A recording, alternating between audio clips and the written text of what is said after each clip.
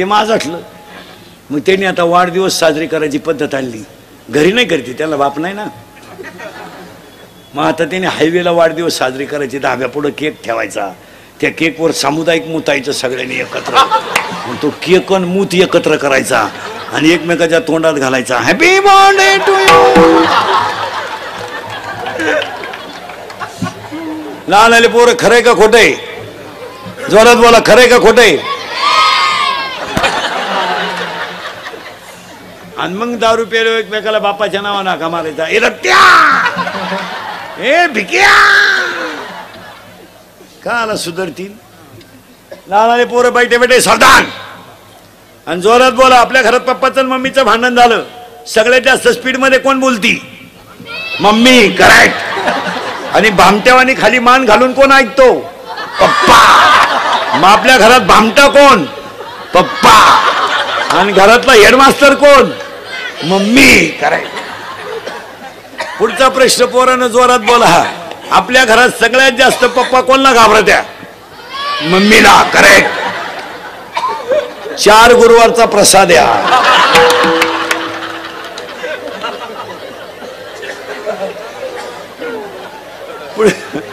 पुढचा प्रश्न पोरानं एकदम जोरात, घाबरायचं नाही, जोरात बोला. या वर्षाचा गाजलेला सलमान खानचा सगळ्यात भारी सिनेमा दबंग 3. करेक्ट. मोठाले पोर नका बोलू. ए जा पटकन. लहान पोर, या 2 वर्षात गाजलेला सगळ्यात भारी मराठी सिनेमा सैराट. करेक्ट. सैराट मधलं सगळ्यात फोकसचं गाणं गाठ. या 2-4 महिन्यात गाजलेलं सगळ्यात भारी गाणं बाई सुनू तुझं माझ्यावर, मला आमदार झाल्यासारखा.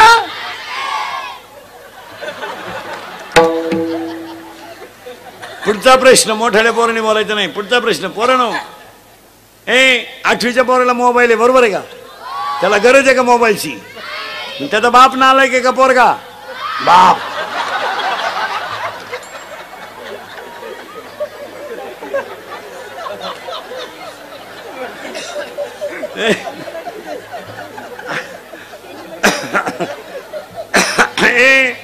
अडीच तास आपली मुलगी मोबाईलवर बोलते, मग आई मूर्ख आहे का पोरगी?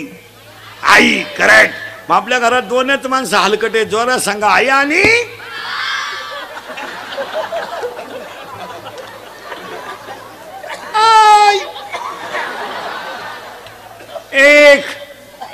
एक ताकद जपून वापरा.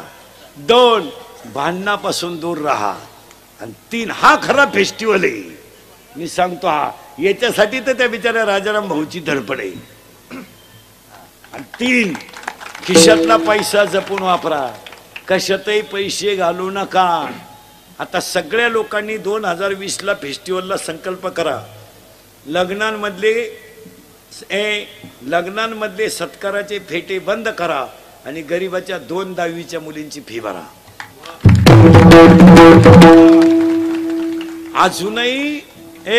अजूनही 3 किलोमीटर पायी पायी 10वीला येणारी मुलगी आहे.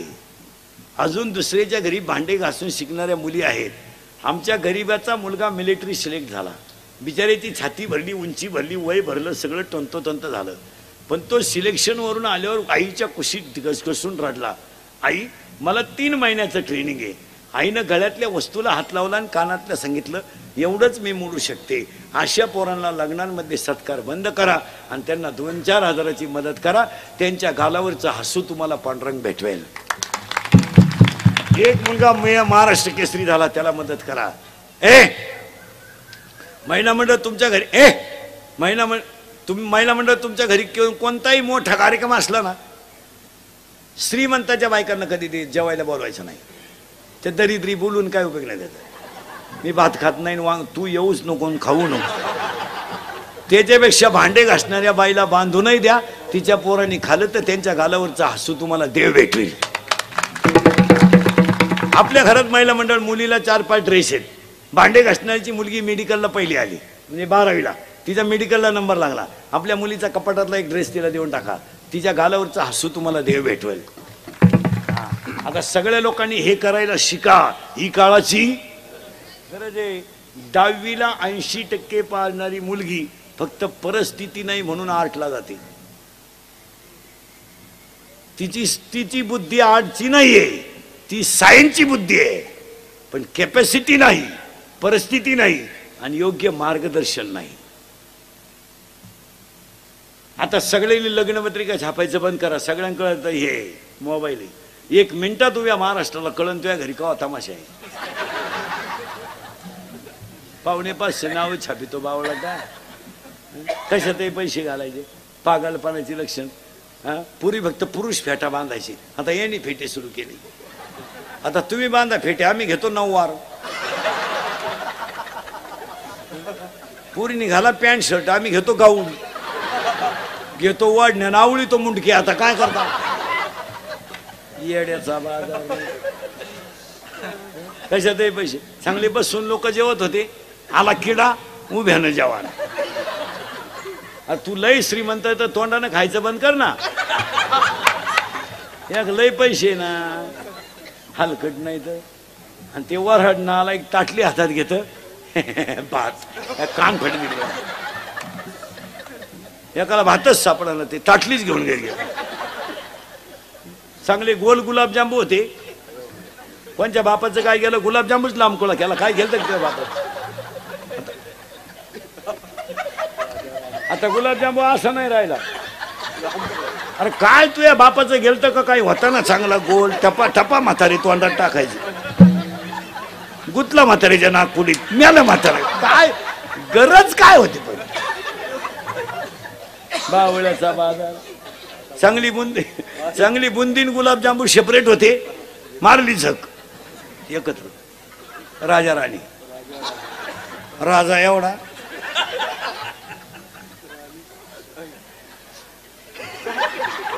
एवढी राणी. राजाला कळलं सुद्धा नाही राणी चिटाकली का मुका घेऊन गेली.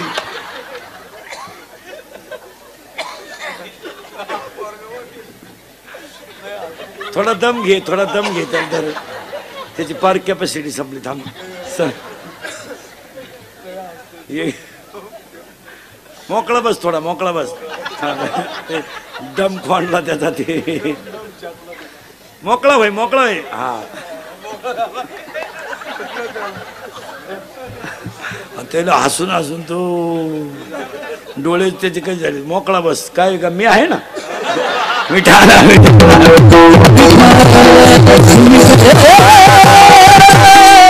आता एक लग्नात फाजील पद्धत आली. फाजील आशीर्वाद तर जाऊ द्या, तो येडेपणाची.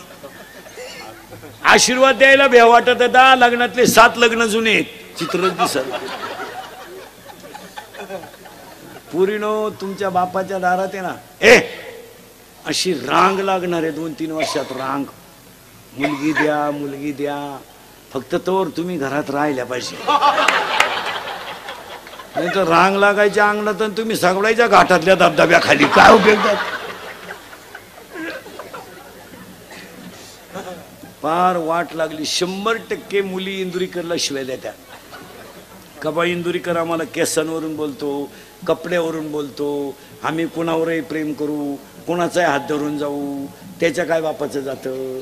माझ्या बापाचं नाही जात पोरीनो. मी एका मुलीचा बाप आहे. मुलीच्या बापाचं हृदय फक्त मुलीच्याच बापाला कळतं. त्याला भाषण करून कळत नाही. काय मत आहे तुमचं. बाजारात गेलेल्या माणसाला 10वीची 55 रुपयाची प्रयोगवही पुरीनं सांगितली तर त्याला किराणा करताना आठवली तर त्याने किराणा निमा केलाय आणि ती वही घेऊन आलाय. मुलीचा बाप मुलीसाठी काय करतो हे भाषण करून आणि व्याख्यान करून कळणारच नाही तुम्हाला. त्याला बापाचंच हृदय लागतं. काय मते. आता कॉलेजच्या गॅदरिंगांचा काळ चालू आहे. 1.5 तास आई बापावर व्याख्यान आहेत प्राध्यापकांची. विद्यार्थ्यांना आईवर बोलायचं दुसऱ्याच्या.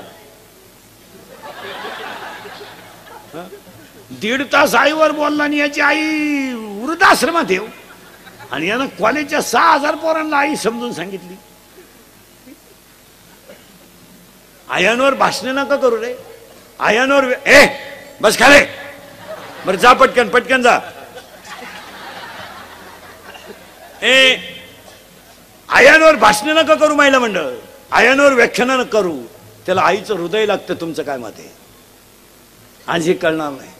पूर्ण तुम्ही पळून जाऊ नये, प्रेम विवाह करू नये ह्या मताचा मी नाही. अशी हलकट विचार नाही आपले. कारण मला गॅरंटी आहे तुम्ही माझं ऐकू शकत नाही. तुम्ही जी जग मारायची ती मी किती बोललो तरी तुम्हाला त्याची लाज नाही. बरं पुरी इतक्या बिंडोक झाल्या 2-4 वर्षात. चांगल्या पोरांवर पुरी प्रेमच करीन हो. पोरगी नुसती भंगार पोरावर प्रेम करते, एकदम दरिद्री, त्याच्या बगलात गोचिड्या, वन साइड भान, अंडरपॅन्टला वा, ही त्यालाच म्हणते तूच माझी जान आहे. पोरीनो एका मिनिटात सांगतो तुम्हाला, वाईट वाटेल मुलींच्या आयांना मला शिव्या द्या. कीर्तनात बसलेली माणसं तुम्हाला मला काय शिव्या द्यायच्या द्या, नालायक म्हणा, घोडा लावा, पण मी म्हणतो हे सत्याचे. मी म्हणतो हे सत्य. तुम्ही आम्हाला शिव्या दिल्या तरी सत्य, आजही सत्य, उद्याही सत्य, परवा सत्य. पोरीनं तुम्हाला बाप नावाची गोष्ट अजून माहितच नाही हो. तुम्ही घमेंडी ते पोरीनं. हा बिचारा एवढा वर्ग बसलाय ना, शेतकरी वर्ग, यांच्या मुलासारखा आहे मी. पोरीनं तुमचा बाप वाईला निघला ना तर त्याला काही नव्हतं आलं. पोरीनं त्याला 2च गोष्टी आल्या, मदत करणारी बायको आणि श्रद्धा असणारा पांडुरंग. कोण होता त्याला? त्याच्या बायकोनं डोक्यावर दगड वाहिली महाराज आणि पायानं गाल केला, आणि दोघांनी डोक्यावर दगड वाहून घर बांधलं महाराज. तर शेजारचे पाहत होते आणि गावातले हसत होते. गावातले का हसत होते? कशी जिरली म्हणून, आणि शेजारचे पाहत होते कसा करतोय म्हणून. पण जिद्द सोडली का? डोक्यावर दगड वाहिली, पायानं गाल केला पोरीनं, आणि घर बांधलं. पण सगळी श्रद्धा कोणावर? पांडुरंग. संध्याकाळी थकल्या पडल्यावर काय म्हणायचं माहिती का आईनं? देवाच्या कृपेने निमार्धत काय भाषा होती. पोरीनं तुमचा जन्म झाला ना, जन्म, तर तुमचा बाप 15 मिनिटं एकटा हसत होता.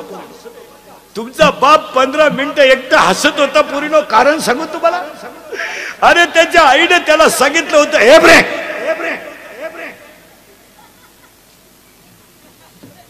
त्याच्या आईने त्याला सांगितलं होतं, तुला जर मुलगी झाली ना तर तुझ्यासारखा नशिबान कोणी नाही. त्याला मुलगी झाल्याचा आनंद नाही झाला, पण त्याला आईने दिलेल्या आशीर्वादाचा आनंद झाला. तो 15 मिनिटं हसत होता, हसला तो. पोरीनं तुम्ही 1.5 महिन्याच्या होत्या, असे इतक्या होत्या. तुमची आई तुम्हाला अंघोळ घालायची ना पोरीनो, तर कशी घालायची माहितीये तुम्हाला? माहितीये कशी घालायची? पाय सपाट पसरायची, तुम्हाला पालथं झोपायची, तुमची पाठ वर करायची आणि तोंड खाली करायची, आणि 2 भांड्यात पाणी घ्यायची. तुम्ही हसल्या तर पाणी गरम होतं आणि रडल्या तर पाणी थंड. हा बाप काय करायचं माहितीये पोरीनो?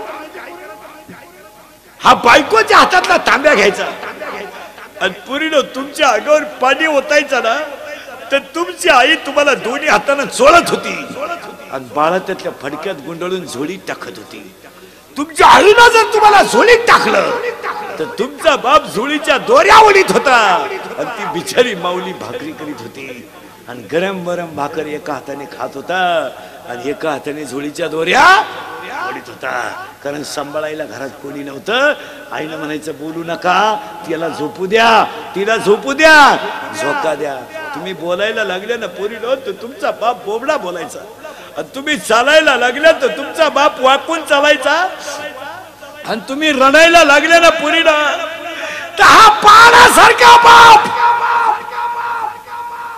गुडघे खाली टेकवायचा, गुडघे, आणि हात खाली टेकून घरात घोडा व्हायचा रे पोरीनो. घरात घोडा व्हायचा हा बाप, घोडा व्हायचा, आणि तुम्हाला पाठीवर बसवायचा. तुमचे पाय पोटाला लागले, तुमचे पाय त्याच्या पोटाला लागायचे, तर तो वर हसायचा तो बाप. आणि तुमचे पाय पुढे लागायचे त्याच्या पोटाला. तुमचे पाय पोटाला लागले ना, तो खळकण वर हसायचा आणि वर हात फिरून गाल ओढवायचा.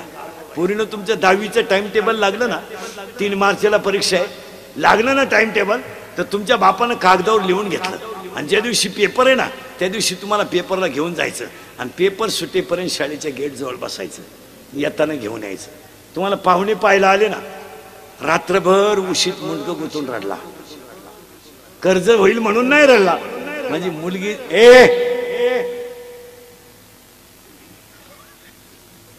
मुलगी जाईल म्हणून रडला. पुरीनो, तुम्हाला ज्याच्यावर प्रेम करायचं त्याच्यावर करा, ज्याच्याबरोबर झक मारायची त्याच्याबरोबर मारा. पण आज कीर्तन संपल्यावर आता घरी गेल्यावर जेवायच्या अगोदर स्पष्टपणे बापाला सांगून टाका, माझं ह्या मुलावर प्रेम आहे, आम्ही 9वी पासून झक मारतोय, मी त्याच्याशिवाय राहू शकत नाही. नाही तो सांगून टाका, तो 5 लाख रुपये घालून तुमचं लग्न करून देईल, पण त्याची इज्जत वाचवा, त्याची इज्जत वाचवा. जा पळून तुम्ही, स्पष्ट सांगा ना बापाला का तो त्या 9वी पासून आम्ही एकत्र आहे, तो माझ्या मोबाईलला चार्जर देतोय, तो माझ्या मोबाईलला बॅलन्स टाकतोय, मी त्याच्या गाडीवर तोंड बांधून हिंडते, मी त्याच्याशिवाय कुणाची होऊ शकत नाही, आम्ही 9वी पासून झक मारतोय, स्पष्ट सांगा. फक्त त्या बिचाऱ्याला सायंकाळची वेळ झाली, या राजाभाऊने एवढा मोठा कार्यक्रम आयोजित केला, पाया पडून सांगतो पूर्ण, बापाची चप्पल तुटली तर तुटू द्या, शर्ट फाटला तर फाटू द्या, फक्त त्याला गल्लीनं वर मान काढून जगू द्या. यावर बसणाऱ्या माणसांचं काय मत आहे? राजकारणी लोक आणि कॉलेजचे पोरं नीट ऐका, पुरींची पोलीस स्टेशनला अशी तक्रार आहे पुरींची का माझ्या प्रियकराला माझ्या बापापासून आणि भावापासून धोका आहे. तुम्ही 1-2 मिनिटं सगळे माणसं विचार करा, जगातला कोणता बाप मुलीचा आरोपी होऊ शकतो एवढं सांगा. आणि जर बापच मुलीचा आरोपी होत असेल तर ही संस्कृती जाग्यावर संपली त्याच्यापेक्षा. आता हे तरुण पोर आहेत बिचारे, बहिणीकडे जर आपल्या कोणी नजरेनं पाहिलं ना वाकड्या, तर त्याचे डोळे काढायची ताकद त्या भावात आहे. आपली बहीण 10वीला आहे, आपण 9वीला आहे, आपण तिच्याबरोबर शाळेत जातोय, दुपारी तिच्याबरोबर ताटात जेवतोय, येताना तिला आपण घेऊन येतोय. आपल्या बहिणीची शाळा जर उशिरा सुटली तर शाळेजवळ एकटाच भाऊ बसून राहतो आणि येताना बहिणीला घेऊन येतो. रविवारी बहिणीला तास आहे तर भाऊ शाळेत तिच्यासाठी जातो, त्याला तास नसतो पण घेऊन जातो. येताना सायकल पंक्चर झाली, बहिणीचं दप्तर सायकलला टांगलं, लोटीत भाऊ घेऊन आला. आज तो भाऊ जर बहिणीला आरोपी वाटत असेल तर जगातला कोणता भाऊ बहिणीवर विश्वास ठेवेल? 1-2 मिनिटं तुम्ही विचार करा. आणि त्या मुलाला इज्जत आहेच ना, त्याला 4 वर्गात मानणारे पोरं आहेत, त्याला 10वीला गेलाय तो म्हणजे त्याला समाजात एक वेगळी प्रतिमा आहे. त्याची जर प्रतिमाच खराब होत असेल तर तुम्ही कीर्तन ऐकून नक्की काय करणार? कोणता भाऊ सहन करेल? तुम्ही पूर्ण प्रेम विवाहाला आपला नकार नाही, पण घरी स्पष्ट सांगून टाकणे आजच. आता घरी गेल्या गेल्या पप्पाला सांगितलं, पप्पा इकडे या, आपल्या दोघात तुम्हाला आहे ना पोरीनो, तो बाप 2 कानफटीत देईल, 4 शिव्या देईल, एक दिवस उपाशीत होईल, पण तुमचं कल्याणच करील. तो काय तुम्हाला भोकसणार नाही. तुम्हाला तुमचा प्रियकर भोगसू शकतो, बाप भोगसू शकत नाही. प्रियकर कधी भोगसू शकतो? त्याला काय, तुमच्या मोबाईल मध्ये त्यानं दुसऱ्याच्या नावाचा मेसेज जरी पाहिला, संशयाचं भूत उठलं, तू त्याला नादी लावती मला लावती. इथून पुढे हे मुद्दे काळाची गरज आहे. त्याने विला जीवा